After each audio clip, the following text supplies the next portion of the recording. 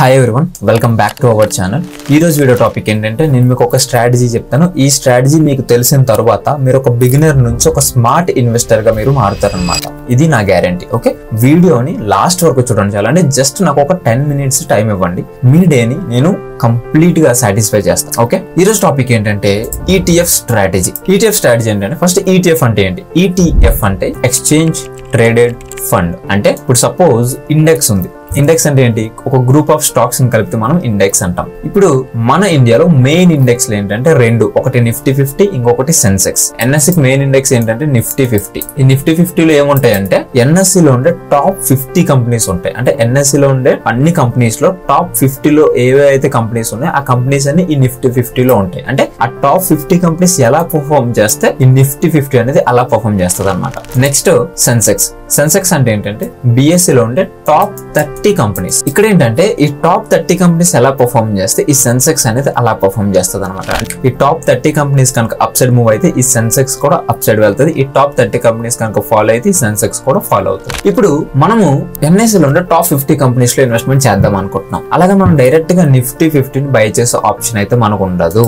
Nifty 50లో మనం direct గా investment చేయలేం. మనం చేస్తే ఏం చేయాలి? నిఫ్టీ 50 ఆప్షన్స్ లో ఇన్వెస్ట్మెంట్ చేసుకోవాలి, లేదంటే నిఫ్టీ 50 యొక్క ఫ్యూచర్స్ ఇన్వెస్ట్మెంట్ చేయాలి. కానీ అంతేకాని డైరెక్ట్ గా నిఫ్టీ 50 మనం బై చేయలేం. అంటే టాప్ 50 కంపెనీస్ లో మనం డైరెక్ట్ గా ఇన్వెస్ట్మెంట్ అయితే చేయలేం. కానీ ఈ ఈటీఎఫ్ ద్వారా మనం చేయొచ్చు. ఓకే, ఈటీఎఫ్ అంటే ఏంటంటే మనం ఈ ఈటీఎఫ్ ని బై చేసామంటే నిఫ్టీ 50లో ఉండే, అంటే ఇప్పుడు ఒక్కొక్క దానికి ఒక్కొక్క ఈటీఎఫ్ ఉంటుంది. ఇప్పుడు నిఫ్టీ 50కి వచ్చేసి నిఫ్టీ బీస్ అనమాట. సో నిఫ్టీ బీస్ లో కనుక మనం ఇన్వెస్ట్మెంట్ చేసామంటే ఈ టాప్ 50 కంపెనీస్ ఎలా పర్ఫార్మ్ చేస్తాయి అంటే top 50 companies up side move అయితే ఈ నిఫ్టీ బీస్ కూడా అప్ సైడ్ మూవ్ అవుతుంది.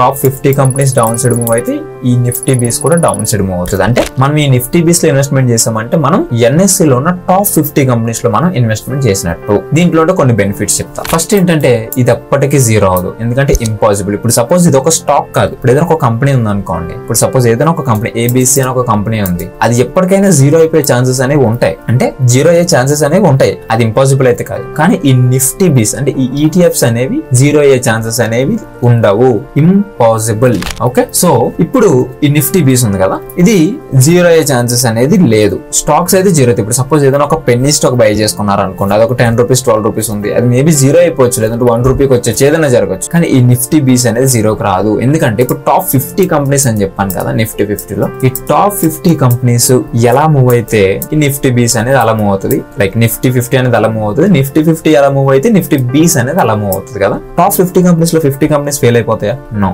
మహా అయితే 2-3 ఫెయిల్ అవుతాయి, రిమైనింగ్ బాగానే రన్ అవుతుంటాయి. లేదంటే ఎక్కువ అనుకుంటే 10 ఫెయిల్ అవుతాయేమో, అంతేగాని 50 కంపెనీస్ అయితే ఫెయిల్ అవ్వవు కదా. సో ఆ పాయింట్ ఆఫ్ వ్యూలో నిఫ్టీ బీస్ అనేది ఎప్పటికీ జీరో అవ్వదు. అంటే మీరు ఇన్వెస్ట్మెంట్ చేసింది ఎప్పటికీ జీరో అవ్వదు. సో మీరు నిఫ్టీ బీస్ లో ఇన్వెస్ట్మెంట్ చేస్తున్నారంటే మీరు ఎన్ఎస్సి లోనే టాప్ 50 కంపెనీస్ లోని ఇన్వెస్ట్మెంట్ చేస్తున్నట్టు. ఈ నిఫ్టీ 50 ఇంక్రీజ్ అయితే ఈ నిఫ్టీ బీస్ కూడా ఇంక్రీజ్ అవుతుంది. ఓకే, ఇది మీకు క్లారిటీ వచ్చింది. ఇప్పుడు నేను మీకు స్ట్రాటజీ చెప్తాను. స్ట్రాటజీకి వెళ్ళే ముందు నేను కొంచెం క్లారిఫై చేస్తాను. ఈ నిఫ్టీ బీస్ ని ఎలా పర్చేస్ చేయాలంటే, లైక్ ఎలా ఇన్వెస్ట్మెంట్ చేయాలంటే, ఎలా బై చేయాలంటే, మీరు డీమాట్ అకౌంట్ ఓపెన్ చేసి ఏ స్టాక్ నైనా ఎలా సెర్చ్ చేసి ఇన్వెస్ట్మెంట్ చేస్తారో అలానే నిఫ్టీ బీస్ అని సెర్చ్ చేసి అక్కడ లైక్ మీకు ఇంట్రాడే అండ్ డెలివరీ అని వస్తుంది. డెలివరీ సెలెక్ట్ చేసుకొని మీరు బై చేసుకున్నట్టు ఇవి లాంగ్ టర్మ్ కి హోల్డ్ అవుతాయి. డెలివరీ ఇన్ ద సెన్స్ మీరు ఇప్పుడు బై చేసి ఎప్పుడైనా సెల్ చేయొచ్చు. అది ఎన్ని ఇయర్స్ తర్వాత మీరు సెల్ చేయొచ్చు. మీరు సెల్ చేసినప్పుడు అవి సెల్ అవుతాయి, కానీ ఆటోమేటిక్ గా అవి ఎగ్జిట్ అవ్వవు. ఓకే, సో మీరు డెలివరీ సెలెక్ట్ చేసుకొని బై చేసుకోవచ్చు. ఆల్మోస్ట్ ఆ బేసిక్ నాలెడ్జ్ అయితే మీకు ఉందని నాకు తెలుసు. సో నేను ఒక్కసారి మళ్ళీ కన్ఫర్మ్ చేస్తున్నాను అంతే. ఇప్పుడు స్ట్రాటజీ నేను మీకు చెప్తా. ఈ స్ట్రాటజీ అనేది చాలా సింపుల్ అనమాట. ఏంటంటే మీరు జస్ట్ 2 minutes టైం ఇవ్వండి. Just 2 minutes. మార్కెట్ క్లోజ్ అయ్యే లాస్ట్ 10 minutes అంటే 3:20కి మీరు ఓపెన్ చేసి మార్కెట్ ఈ రోజు ఎలా క్లోజ్ అవబోతుంది, అది గ్రీన్ క్యాండిల్ లో క్లోజ్ అవబోతుందా లేదా రెడ్ క్యాండిల్ లో క్లోజ్ అవబోతుందా అనేది చూడండి. If in case red candle లో క్లోజ్ అవ్వబోతుంది అంటే మీరు ఇన్వెస్ట్మెంట్ చేయాలి. అంటే మనం పడినప్పుడల్లా ఇన్వెస్ట్మెంట్ చేస్తాం. నిఫ్టీ ఎన్నిసార్లు రెడ్ క్యాండిల్ ఫామ్ చేస్తే అన్నిసార్లు మనం ఇన్వెస్ట్మెంట్ చేస్తాం. ఇది ఓన్లీ డైలీ టైం ఫ్రేమ్ లో మాత్రమే. అంటే ఇప్పుడు ఈ రోజు చూసుకున్నారు అనుకోండి, 3:20 అయింది. 3:20కి చూస్తే నిఫ్టీ అనేది 100 పాయింట్స్ నెగిటివ్ లో ఉంది అనుకోండి, అంటే 100 పాయింట్స్ ఫాలో అయింది అనుకోండి. సో మనం ఇన్వెస్ట్మెంట్ చేయాలన్నమాట. అదే మీరు 3:20కి చూసేసరికి నిఫ్టీ కనుక ఒక 100 పాయింట్స్ అప్ సైడ్ ఉంది, అంటే 100 పాయింట్స్ గ్రీన్ లో ఉంది అనుకోండి, మీరు ఆ రోజు ఇన్వెస్ట్మెంట్ చేయకూడదు. ఓకే, ఇది క్లియర్. అర్థం కాకపోతే మళ్ళీ నేను చెప్తాను. సో ఒకసారి మళ్ళీ రిపీటెడ్ లో కూడా చూడండి వీడియో. ఇప్పుడు ఎంత ఇన్వెస్ట్మెంట్ చేయాలి ఇప్పుడు నేను చెప్తా. ఇప్పుడు మీ ఇన్వెస్ట్మెంట్ అనేది 10,000 అనుకోండి పర్ మంత్ 10,000 అనుకోండి. అండ్ సాటర్డే సండే హాలిడే ఉంటుంది మార్కెట్ కి. సో ఉండే ఆల్మోస్ట్ ఒక అరౌండ్ 20 days. సో ఈ 10,000 ని మీరు 20 days చేయండి. 20 days కి డివైడెడ్ బై చేస్తే మీకు ఈచ్ డే అంటే 500 వస్తుంది అనమాట. 500 వస్తుంది అంటే మీరు రోజుకి 500 అనేది ఇన్వెస్ట్మెంట్ చేయాలి. మన స్ట్రాటజీ ఏంటి? నిఫ్టీ 50 నెగిటివ్ లో క్లోజ్ అయినప్పుడల్లా మనం నిఫ్టీ బీస్ లో మనం ఇన్వెస్ట్మెంట్ చేస్తాం. మీ ఇన్వెస్ట్మెంట్ అనేది పర్ మంత్ 10,000 అనుకోండి. మీరు ఎవ్రీ డే 500 అనేది నిఫ్టీ బీస్ లో ఇన్వెస్ట్మెంట్ చేయాలి. ఓకే, ఎవ్రీ డే అంటే ఎలా చెప్తాను వినండి. ఇప్పుడు ఈ రోజు డే 1 లో నిఫ్టీ 50 అనేది 100 పాయింట్స్ నెగిటివ్ లో ఉంది. అంటే రెడ్ లో క్లోజ్ అయింది, క్లోజ్ అవ్వబోతుంది. లాస్ట్ 10 minutes లో మీరు చూసుకోండి, జస్ట్ 2 minutes టైం ఇస్తే సరిపోతుంది. లాస్ట్ 10 minutes లో నిఫ్టీ 50 చూసుకుంటే నెగిటివ్ లో ఉంది. అది ఎన్ని పాయింట్స్ అయినా సరే. సో ఈ రోజు మీరు 500 అనేది ఇన్వెస్ట్మెంట్ చేయాలి. అంటే 500 నిఫ్టీ బీస్ బై చేయాలి. 500 రూపీస్ కి ఎన్ని లాట్స్ వస్తే అన్ని లాట్స్. 1 lot అయితే 1 lot, 2 lot అయితే 2 lot. ఎంత క్వాంటిటీ వస్తే అంత క్వాంటిటీ అనమాట. ఓకే, లాట్స్ కాదు, ఎంత క్వాంటిటీ వస్తే అంత క్వాంటిటీ. సో 500 రూపీస్ కి ఎంత క్వాంటిటీ అంత క్వాంటిటీ మీరు ఇన్వెస్ట్మెంట్ చేయాలి. 1 అయితే 1, 2 అయితే 2. ఇప్పుడు సెకండ్ డే వచ్చేసి ఇంకొక 100 పాయింట్స్ నెగిటివ్ కి వెళ్ళింది. మళ్ళీ మీరు ఇంకొక 500 ఇన్వెస్ట్మెంట్ చేయాలి. థర్డ్ డే 100 పాయింట్స్ పాజిటివ్ లో ఉంది. ఫోర్త్ డే ఏమో 100 పాయింట్ పాజిటివ్ లో ఉంది. ఇప్పుడు ఫిఫ్త్ డే మీరు ఏం చేయాలి తెలుసా? థర్డ్ డే, ఫోర్త్ డే మీరు అక్కడ ఒక 500, ఇక్కడ ఒక 500, అండ్ ఫిఫ్త్ డే ఒక 500. టోటల్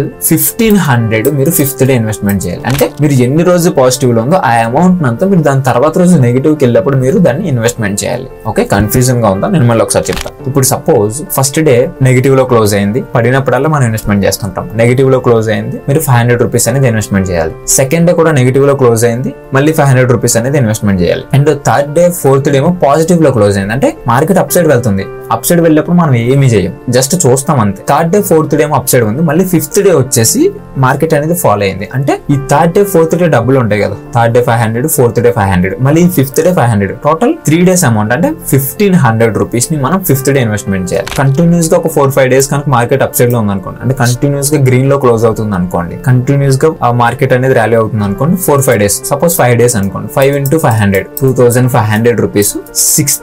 సిక్స్త్ డే కనుక మార్కెట్ కనుక రెడ్ లో క్లోజ్ అయితే ఆ 2500 రూపీస్ ని మీరు 6th డే ఇన్వెస్ట్మెంట్ చేయాలి. ఇలా మీరు చేసుకున్నట్టయితే నేను చెప్తున్నాను 100% మీరు లాంగ్ టర్మ్ లో ఎక్సలెంట్ రిజల్ట్స్ వస్తారు. ఎందుకంటే నిఫ్టీ 50 అనేది పక్కగా అది గ్రో అవ్వాల్సిందే, అది ఖచ్చితంగా పైకి వెళ్ళదు. ఎందుకంటే టాప్ 50 కంపెనీస్ అంటే అవి ఎలా పర్ఫార్మ్ చేస్తాయి, నెక్స్ట్ లెవెల్ లో ఉంటాయి. అందులో ఫెయిల్ అయ్యేవి మహా అయితే 1-2 ఉంటాయి, కానీ 50 కంపెనీస్ అయితే ఫెయిల్ అవ్వవు కదా. సో ఈ స్ట్రాటజీలో రిస్క్ అనేది ఆల్మోస్ట్ 0. ఓకే, స్ట్రాటజీ మీకు అర్థమైంది అనుకుంటా. స్ట్రాటజీ ఏంటంటే నిఫ్టీ 50 రెడ్ లో క్లోజ్ అయినప్పుడల్లా మనం ఇన్వెస్ట్మెంట్ చేయాలి. ఎంత ఇన్వెస్ట్మెంట్ చేయాలి? మీ టోటల్ మంత్లీ ఇన్వెస్ట్మెంట్ ఎంతో దాన్ని డివైడెడ్ బై 20 చేసుకోండి. ఇప్పుడు సపోజ్ 10,000 అయితే దాన్ని డివైడెడ్ బై 20 చేస్తే ఈచ్ డే కి 500 ఇన్వెస్ట్మెంట్ చేయాలన్నమాట. పర్ డే 500 మనం ఇన్వెస్ట్మెంట్ చేయాలి. సో ఇలా నిఫ్టీ నెగిటివ్ లో ఉన్నప్పుడల్లా మనం ఇన్వెస్ట్మెంట్ చేయాలి. ఇప్పుడు సపోజ్ ఫస్ట్ 2 days నెగిటివ్ లో ఉంటే మనం 500 పెడతాం. నెక్స్ట్ ఒక 2 days పాజిటివ్ లో ఉండి నెక్స్ట్ డే కనుక నెగిటివ్ లో క్లోజ్ అయితే ఆ 2 days డబ్బులు ప్లస్ ఆ రోజు డబ్బులు మొత్తం ఆ 3 days డబ్బుల్ని మనం అక్కడ ఒకటే రోజు ఇన్వెస్ట్మెంట్ చేసేస్తాం. అంటే 500 + 500 + 500 టోటల్ 1500 మనం ఒకటే రోజు ఇన్వెస్ట్మెంట్ చేయాలి. ఓకే, స్ట్రాటజీ అనేది అర్థమైంది కదా. ఇది నాకు తెలిసి నేను చెప్తున్నాను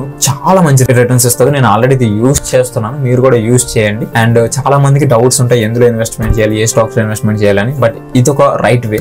మీరు మొత్తం దీంట్లోనే పెట్టుకున్నా పర్వాలేదు, హాఫ్ పెట్టుకున్నా పర్వాలేదు, మీ ఇష్టం. బట్ దీంట్లో ఖచ్చితంగా చెయ్యండి, మీకు లాంగ్ రన్ లో ఖచ్చితంగా రిటర్న్స్ వస్తాయి. ఇప్పుడు పాయింట్ గురించి మాట్లాడదాం. తమ్నేల్ ఏంటి బ్రో మరి అలా పెట్టావు, రోజుకి 1000 రూపీస్ ఏంటి అని పెట్టావు ఏంటంటే, ఎస్ బ్రో అది పాసిబుల్ కాదు. ఎందుకంటే మీరు ఇక్కడ చేసేది ఒక జాబ్ కాదు, మీకు మంత్లీ శాలరీ ఇవ్వడానికి, లేదంటే ఒక వర్క్ కాదు, లేకంటే ఒక కూలి పని కూడా కాదు, మీరు ఎంత పని చేస్తే అంత ఇవ్వడానికి. ఓకే, ఇది బిజినెస్ అనమాట. ఇది రిటర్న్ ఆన్ ఇన్వెస్ట్మెంట్ మీద డిపెండ్ అయ్యి ఉంటుంది. మన ఇన్వెస్ట్మెంట్ మీద మన రిటర్న్స్ అనేవి డిపెండ్ అయ్యి ఉంటాయి. అండ్ ఇది ఇన్వెస్ట్మెంట్ కి వచ్చేసరికి లాంగ్ టర్మ్ గేమ్ అనమాట. మీరు షార్ట్ టర్మ్ లో రిజల్ట్స్ అనేవి ఎక్స్పెక్ట్ చేయకండి ఈ ఇన్వెస్ట్మెంట్ స్ట్రాటజీ. అండ్ ఇంకొక మెయిన్ పాయింట్ ఏంటంటే ఈ స్ట్రాటజీ ఓన్లీ ఫర్ ETF, అంటే ఓన్లీ ETFs కి మాత్రమే యూజ్ చేయండి, స్టాక్స్ కి యూజ్ చేయొద్దు. ఈ స్ట్రాటజీ స్టాక్స్ కి యూజ్ చేస్తే అది రివర్స్ అవుతుంది, మీ మనీ అంత లూజ్ అవుతారు. ఇది ఓన్లీ ETF కి మాత్రమే. లాంగ్ రన్ లో ఖచ్చితంగా మంచి రిజల్ట్స్ వస్తుంది. ఓకే, నేను ఎక్స్పీరియన్స్ చేసింది మీకు చెప్తున్నా. సో ఈ స్ట్రాటజీ అనేది యూజ్ చేయండి, డిసిప్లిన్ తో ఇన్వెస్ట్మెంట్ చేయండి. ఆఫ్టర్ 5 years, ఆఫ్టర్ 10 years మీ పోర్ట్ఫోలియో అనేది నెక్స్ట్ లెవెల్ లో ఉంటుంది, నమ్మండి. ఓకే, నిఫ్టీ 50 అనేది పక్కాగా గ్రో అవుతుంది, దాంట్లో నో డౌట్. అండ్ ఇంకోటి ఏంటంటే మీ ఇన్వెస్ట్మెంట్ అనేది ఎప్పటికీ 0 అవ్వదు. ఓకే, అండ్ ఇంకోటి ఏంటంటే మీ మనీ ఆటోమేటిక్ గా డైవర్సిఫై అయిపోతుంది, అంటే ఆటోమేటిక్ గా టాప్ 50 కంపెనీస్ లోకి వెళ్తుంది మీ మనీ అనేది. అండ్ ఇంకొకటి ఏంటంటే